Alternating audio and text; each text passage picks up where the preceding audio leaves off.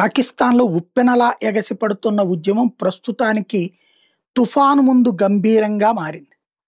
Imran Khan బతికున్నాడని jail అధికారులు ఇచ్చినటువంటి స్టేట్మెంట్‌తో ఆగున్నారు.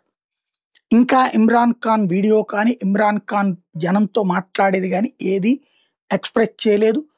ఇమ్రాన్ ఖాన్ కుటుంబాన్ని ఇంకా లోపలికి అనుమతించలేదు. ఇమ్రాన్ ఖాన్ కుటుంబాన్ని లోపలికి అనుమతిస్తే ఇమ్రాన్ ఖాన్ వాళ్ళతో మాట్లాడితే ఆ తర్వాత వాళ్ళు బయటకొచ్చి అతను బతికే ఉన్నాడు, అతను ఇట్లాంటి సందేశం ఇచ్చాడంటే యాజిటేషన్స్ ఆగిపోతాయి. లేదు అంటే ప్రస్తుతానికి వెయిట్ చేస్తున్నారు.